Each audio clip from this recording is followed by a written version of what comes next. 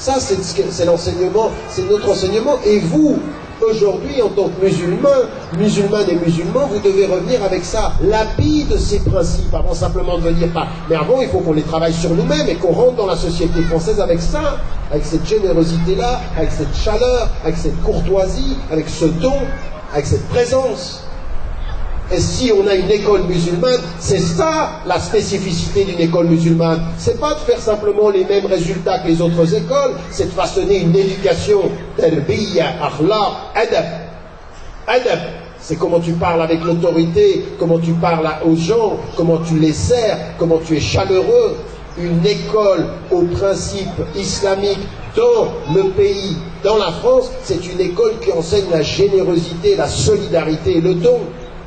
Et là, vous répondez, ça c'est la meilleure des réponses. Salam, ça veut dire, je te réponds au-dessus de ta tête. Ma réponse c'est, élève-toi. Élève-toi. Ton attaque, elle est basse. Je ne vais pas me mettre à ton niveau. J'ai autre chose à faire que de me mettre à ton niveau. Tu m'abaisses là. On n'est pas là pour s'abaisser, on est là pour élever le niveau. Élever le niveau, c'est réfléchis. Réfléchis à ce que tu es. Réfléchis à ce que tu dis. Réfléchis à ton racisme. C'est ça, nous sommes des êtres que nous devons répandre autour de nous de la conscience.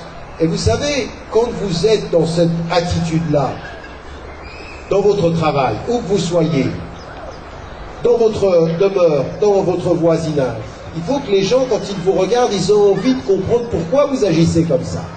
Donc que vous soyez un tout petit peu des gens qui poussent à ouvrir les consciences. Et ça, c'est la première éthique de la musulmane et du musulman, ce bon comportement-là.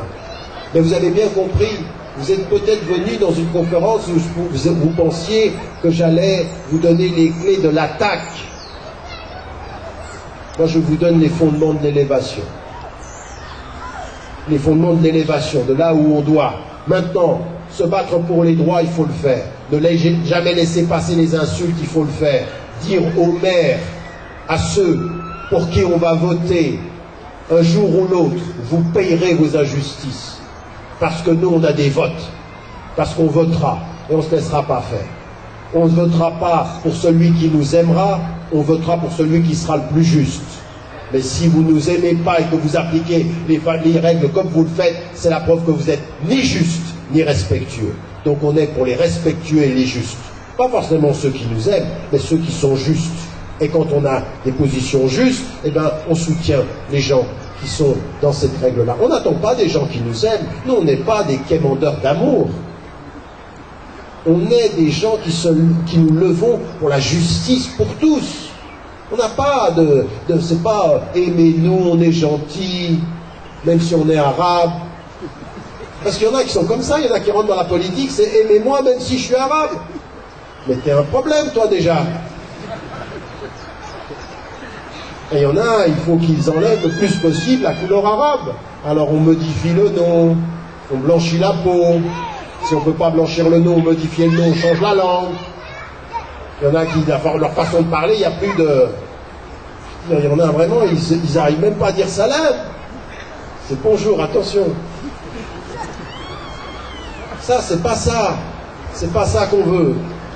Il faut avoir du respect, se respecter. Et à toutes les autorités politiques, il faut que vous sentez que vous respectiez. Donc moi, je veux dire, répondre aux gens semaine après semaine, mois après mois, on vous a enlevé tel... On n'a pas le temps, on a des choses qui sont plus importantes à faire. Mon dernier point. Mon dernier point par rapport à votre engagement et par rapport à ce que nous avons à faire aussi, c'est nos responsabilités. Lutter à l'intérieur contre nos racismes à nous, contre nos problèmes à nous, et s'élever par rapport à cela.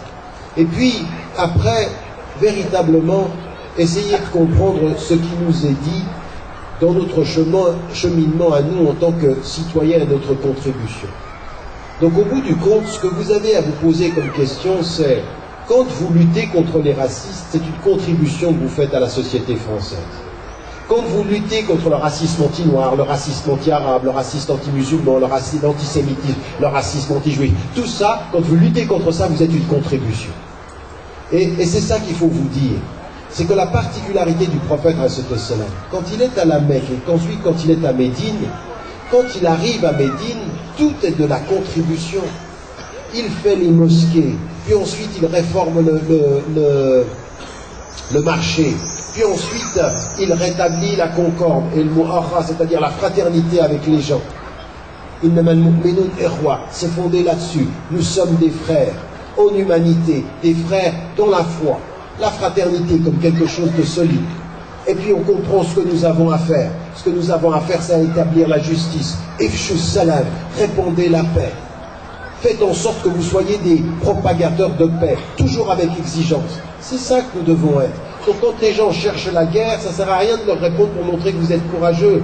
Quelqu'un qui vous fait tomber dans la guerre parce qu'il cherche la guerre, il a gagné la guerre déjà. Il l'a gagné parce qu'il vous fait tomber à son niveau. Ne tombez pas au niveau de ceux qui cherchent la guerre. Il faut aller chercher plus loin, plus haut, plus fort que ça. Et à ceux qui cherchent la guerre, ils vont nous trouver dans le droit. Mais nous, on ne cherche pas la guerre. On veut quelque chose de plus. On a quelque chose de plus à apporter comme contribution à la société française. Donc ça, c'est une des dimensions où je vous dirais une chose. Vous savez, à la fin, il y a quelque chose de tout à fait particulier dans Surat al-Fajr. Vous devriez, si vous avez le temps un jour, c'est sur mon site d'ailleurs je crois, ou sur un des sites où il y avait tafsir Surat al-Fajr. Et Surat al-Fajr, c'est quelque chose de tout à fait particulier parce que ça commence par un moment de la journée, c'est-à-dire ce moment où vous êtes, où vous accueillez la journée. Et vous allez vous rendre compte de la construction de directement ce qui est rejeté au départ, c'est le pouvoir des tyrans. Avec Pharaon et tout ceci, tous ceux qui étaient les tyrans. Et les deux caractéristiques qui vont se présenter, donc regardez, par rapport à celui qui va vous attaquer, c'est le tyran, c'est que Allah subhanahu wa ta'ala a eu raison des tyrans et du plus grand des tyrans qui était Pharaon. Et puis ensuite il est dit quoi?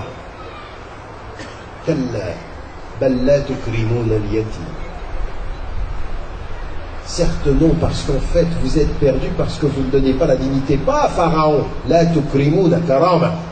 Laqad karramna bani Adam, karamat an-nas. Vous ne donnez pas la dignité aux pauvres.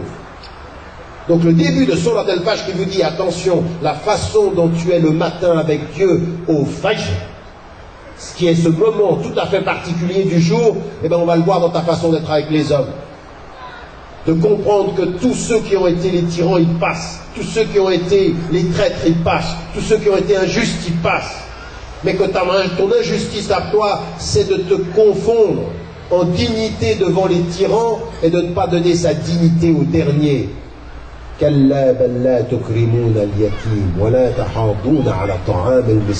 n'êtes pas proche de la nourriture du pauvre. Vous ne faites pas attention. Alors que vous devriez comprendre que dans l'histoire qui est l'histoire des nobles, c'est l'histoire des pauvres et de ceux qui ont été avec les pauvres. Pas de ceux qui sont proches des tyrans, pas de ceux qui sont proches des despotes, pas de ceux qui sont proches du pouvoir. C'est pas ça l'histoire. L'histoire des despotes, c'est l'histoire de gens qui passent. C'est l'histoire de gens qui font des pyramides pour rester dans la terre ou qui restent dans le souvenir. Mais la pyramide est une tombe. Il ne reste de toi que ta tombe. Ce que tu as été, le peuple ne le veut pas. Il ne reste rien de ton souvenir digne, il ne reste que ta tombe arrogante.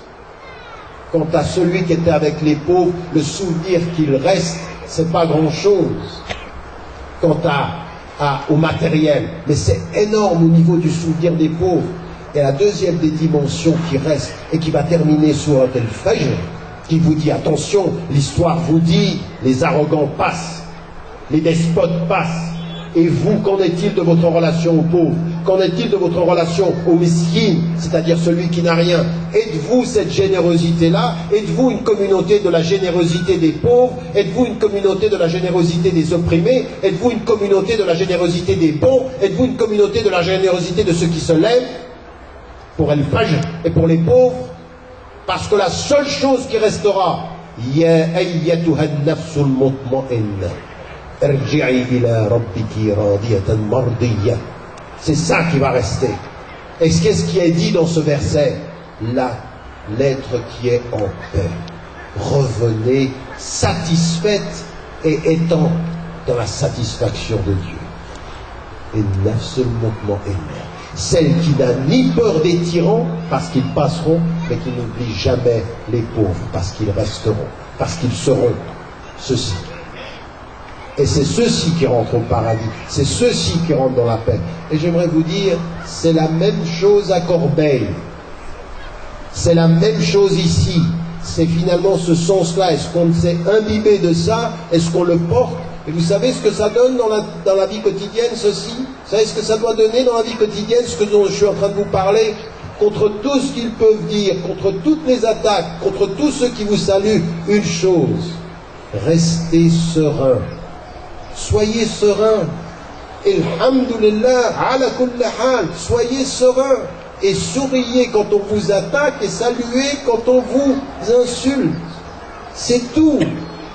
Et quand le droit est avec vous, on se bat. Le droit par le droit, et à l'insulte, le salut. Wa ala barakatillah. Wassalamu alaikum wa rahmatullahi wa barakatuh.